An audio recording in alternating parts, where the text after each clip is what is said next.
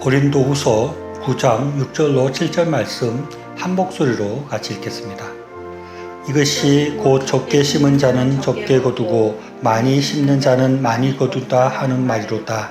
각각 그 마음에 정한 대로 할 것이요 인색함으로나 억지로나 하지 말지니 하나님은 즐겨내는 자를 사랑하시느니라. 오늘은 헌금에 대해서 말씀을 드리고자 합니다. 아마 대부분의 사람들은 헌금에 관한 설교를 그렇게 좋아하지 않는 것 같습니다. 이 헌금에 관한 설교는 주로 교회가 예배당을 새로 건축하거나 할 때 또는 교회가 재정적으로 어려울 때 헌금 설교를 하게 되고 헌금을 강조하게 될 때가 많습니다. 그래서 자신의 주머니를 털어서 헌금을 해야 되니까 그것이 헌금에 대한 얘기가 부담이 될 때가 있고, 아무리 여유가 있다 하더라도 다 쓸 곳이 있는데 또 헌금을 특별히 많이 해야 된다고 하는 것은 힘든 것이니까 헌금에 대한 설교를 이렇게 좋아하는 사람은 많이 없는 것 같습니다. 그래도 많은 성도님들이 헌금을 많이 해서 아주 우리나라에 많은 교회들을 세웠고 또 교회들이 아주 많은 일들을 할 수 있었습니다. 자신의 돈을 내어놓는다 하는 것은 참 어려운 일이지만 그렇게 함으로써, 헌금함으로써 교회가 세워지고 또 하나님의 일을 동참했다는 그런 보람을 느꼈을 거라고 생각할 수 있습니다. 그리고 헌금에 대해서 이야기할 때 주로 많이 하는 말은 헌금을 하면 하나님의 복을 받는다 하는 것입니다. 옛날에는 요즘 어떻게 하는지 잘 모르겠습니다만은 교회 건축을 앞두고 부흥회를 하는 경우가 많았습니다. 신앙이 좋아져야 건축헌금도 할 수 있기 때문입니다. 그리고 부흥사로 오신 분들은 그 전에 누가 자신의 집을 팔아서 교회를 건축했더니 그 후에 아주 큰 복을 받고 부자가 되었다는 식의 간증을 많이 했습니다. 그런데 이런 모습들이 너무 인위적이고 자기적으로 보이는 것입니다. 또 교회 목사님이나 또 교회 리더들이 자신의 교회를 크게 해서 자기들이 개인적으로 높아지는 것을 생각하고 헌금을 강요하고 건축을 하려고 한다는 그런 부정적인 생각들이 우리들 가운데 많이 있는 것 같습니다. 마치 중세 때 타락한 교회가 면죄부를 팔아서 성당을 지으려고 하는 것 같이 그런 부정적인 인식이 건축과 건축 헌금에 있고, 헌금에 대해서도 헌금을 강조하는 것에서도 그런 부정적인 생각들이 있는 것 같습니다. 그래서 헌금에 대해서 설교한다는 것은 늘 이런 좀 부담이 설교자에게는 있습니다. 그러나 그럼에도 불구하고 헌금에 대해서 설교를 안 할 수도 없습니다. 왜냐하면 성경에서 헌금에 대해서 말씀하고 있기 때문입니다. 그리고 앞에서는 부정적으로 말했지만 헌금이라는 것은 우리에게 복을 받는 방편이 되기도 합니다. 말라기 3장 10절 말씀 보면 만군의 여호와가 이르노라 너희의 온전한 11조를 창고에 들여 나의 집에 양식이 있게 하고 그것으로 나를 시험하여 내가 하늘 문을 열고 너희에게 복을 쌓을 곳이 없도록 붙지 아니하나 보라 라고 말씀하고 있습니다. 우리가 헌금을 하고 11조를 하면 하나님께서 하늘 문을 열고 복이 쌓을 곳이 없도록 부어주신다라고 말씀하는 것입니다. 단순히 복을 주시는 것이 아니라 시험해 보라라고 말하면서 강력하게 헌금하면 복을 받는다라고 그렇게 약속해주고 있는 것입니다. 그리고 예수님도 영생을 얻고자 찾아온 부자 청년에게 이렇게 말씀하십니다. 마태복음 19장 21절입니다. 예수께서 이르시되 내가 온전하고자 할진대 가서 내 소유를 팔아 가난한 자들에게 주라. 그리하면 하늘에서 보화가 내게 있으리라. 그리고 와서 나를 따르라 하시니 라고 말씀하고 있습니다. 영생을 얻고자 온전하고자 한다면 가난한 자들에게 그 소유를 주고 예수님을 따라야 한다고 말씀하십니다. 예수님도 헌금하는 것이 중요하다는 것을 말씀하셨다는 것입니다. 또 빌립보서 4장 18절 말씀 보면 내게는 모든 것이 있고 또 풍부한지라 에바브로 디도편에 너희에게 준 것을 받음으로 내가 풍족하니 이는 받으실 만한 향기로운 제물이요 하나님을 기쁘시게 한 것이라 라고 말씀하고 있습니다. 사도 바울도 헌금에 대해서 하나님께서 받으실 향기로운 제물이고 헌금이 하나님을 기쁘시게 하는 것이다 라고 말씀하고 있습니다. 이렇게 하나님이 기쁘시게 받으시는 제물이고 또 영생과 온전한 삶을 위해서 필요하고 또 우리를 더 물질적으로도 풍요롭게 하는 것이 헌금이라고 말씀하고 있는 것입니다. 그래서 헌금은 우리 신앙생활에 있어서 꼭 있어야 되고 강조되어야 하는 것이라고 할 수 있습니다. 그런데 최근에 우리나라에서 11조에 관한 논쟁이 있었습니다. 교회에서 11조를 강조하는데 이것이 과연 정당한 것인가 하는 그런 논쟁이었습니다. 굳이 11조를 하지 않아도 되는데 교회 목회자들이 부당하게 11조를 요구한다. 그렇게 문제 제기를 했습니다. 그래서 11조를 반대하는 사람들은 구약에 많은 율법들이 있는데 구약의 율법 중에 돼지고기 먹지 말라는 그런 계명은 지금은 지키지 않지 않느냐. 구약에 또 제사에 관한 율법들도 있고 희년에 관한 법도 있고 그런데 그런 것들은 다 지키지 않으면서 왜 11조만 지키라고 하느냐라고 말을 합니다. 그에 반대해서 11조를 해야 된다고 말하는 쪽은 11조는 모세가 율법을 만들기 전부터 하나님께서 주신 법이니 그걸 지켜야 된다라고 말을 합니다. 저는 교회나 목회자가 자신들의 유익이나 인간적인 필요 때문에 11조를 강요하는 것이라면 그것은 분명히 문제가 있다고 생각을 합니다. 그러나 반대로 11조를 안 해야 된다는 사람들 마음에 단순히 하나님께 헌금하는 것이 아깝고 하기 싫어서 그런 주장을 한다면 그것은 더 큰 문제라고 생각을 합니다.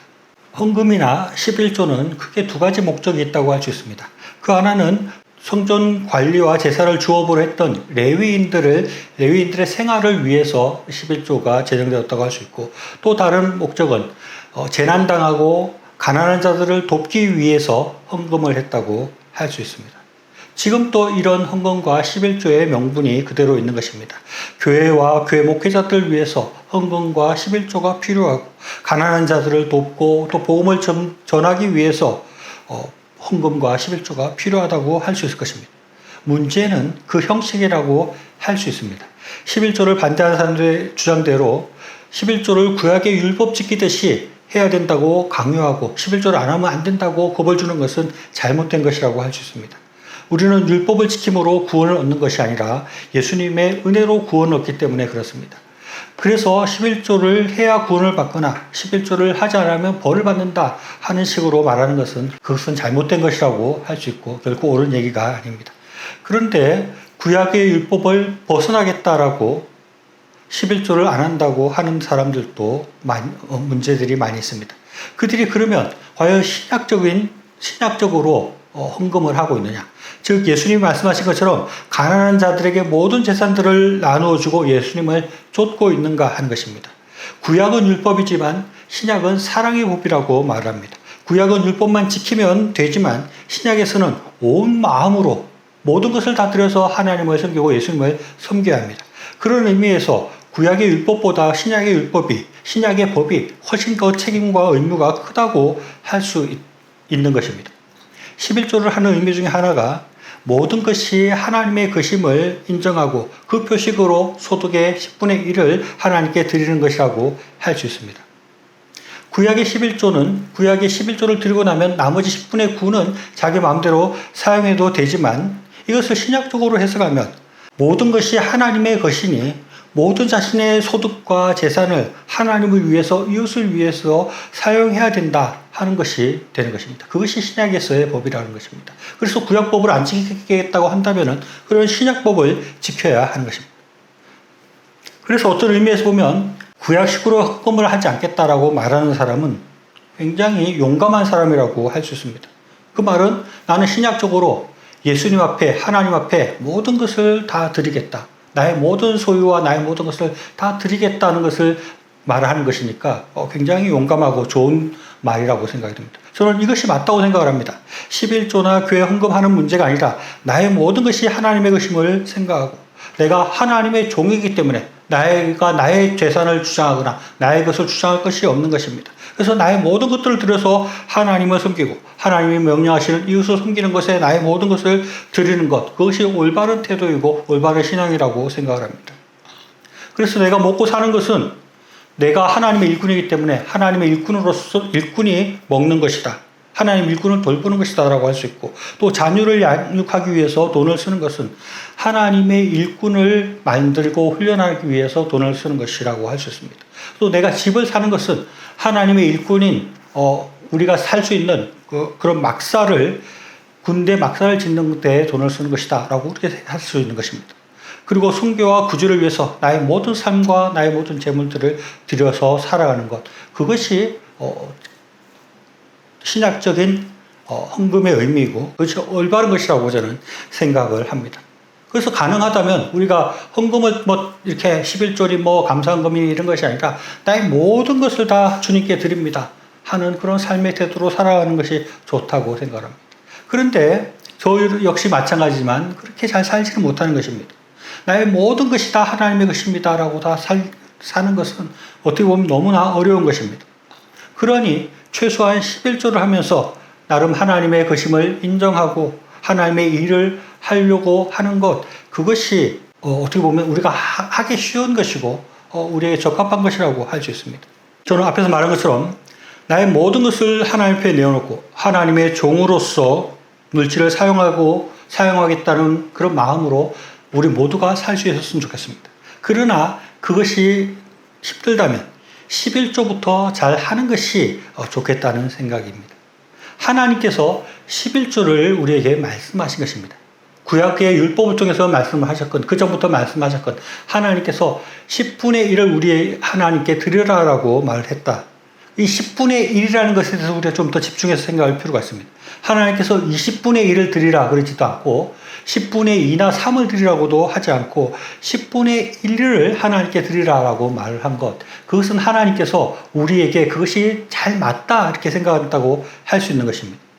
너무 10분의 2, 3을 드리는 것, 그것은 우리가 할 수 없을지 모르고 또 100분의 1 이런 것은 헌신의 의미나 하나님의 것을 인정하는 것이 안 될 수 있기 때문에 10분의 1이라고 이렇게 굳이 말씀하셨다는 것은 우리에게 굉장히 그것이 잘 맞는 것이라고 생각할 수 있다는 것입니다.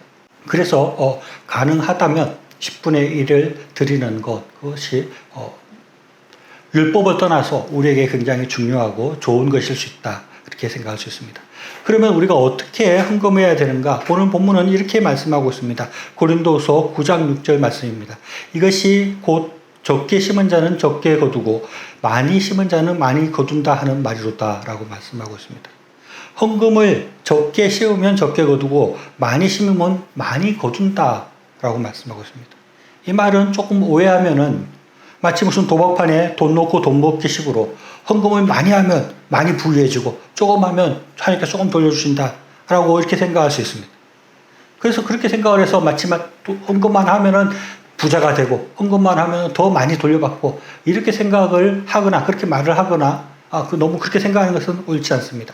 그러나 하나님께서 오늘 이 본문에서도 그렇고 적게 심은 자는 적게 거두고 많이 심은 자는 많이 거둔다라고 말을 하듯이 하나님께서 많이 헌금하는 사람들에게 그것을 갚아주시겠다, 복을 주시겠다고 분명하게 말씀하고 있습니다. 아까 앞에서 읽었지만 말라기 3장 10절 말씀 다시 읽어보면 만군의 여호와가 이르노라 너희의 온전한 11조를 창고에 들여 나의 집에 양식 있게 하고 그 소라를 시험하여 내가 하늘문을 열고 너희에게 복을 쌓을 곳이 없도록 붙지 아니하나 보라 라고 이렇게 말씀하고 있는 것입니다. 하나님께서는 틀림없이 11조를 하고 헌금을 하면 복을 주시겠다고도 분명하게 약속하고 있는 것입니다. 그렇다고 해서 우리가 하나님께 더 많은 돈을 돌려받기 위해서 헌금을 하고 더 많은 헌금을 하고 11조를 해야 되겠다 이렇게 생각하고 헌금하는 것은 옳지 않습니다. 하나님께서 어떤 마음으로 헌금하는지를 다 알고 있기 때문입니다. 우리가 그런 마음을 가지고 헌금해서는 안 되지만 분명한 것은 하나님께서는 헌금하는 자에게 복을 주시겠다라고 말씀하고 있다는 것입니다. 이어지는 고린도서 9장 7절 말씀을 보면 각각 그 마음에 정한 대로 할 것이요 인색함으로나 억지로 하지 말지니 하나님은 즐겨내는 자를 사랑하시느니라 라고 말하고 있습니다. 헌금은 각자가 정한 마음으로 하면 된다는 것입니다. 앞에서 말했듯이 어떤 사람은 11조 하는 방식으로 헌금을 하고 어떤 사람은 진짜 너무 어려워서 11조를 못하는 사람들도 있을 수 있고 또 아니면 더 적극적으로 나의 모든 재산이 하나님의 것입니다 라고 이렇게 헌금을 하고 물질을 사용하는 사람들이 있을 수 있습니다. 이것을 다른 사람과 비교할 필요가 없다는 것입니다. 각각의 마음에 정한 대로 하면 되는 것입니다. 그리고 그러나 인색함으로 하거나 억지로 하지 않아야 됩니다. 인색함이나 억지로 하는 것이 아니라 하나님 앞에 즐겁게 헌금을 해야 된다는 것입니다. 그러면 그런 자들을 하나님께서 사랑하시겠다고 말씀하고 있는 것입니다. 우리가 분명하게 생각하고 있어야 됩니다. 하나님께서는 즐겁게 헌금하는 사람을 사랑하시고 그런 사람들을 기뻐하신다는 것입니다.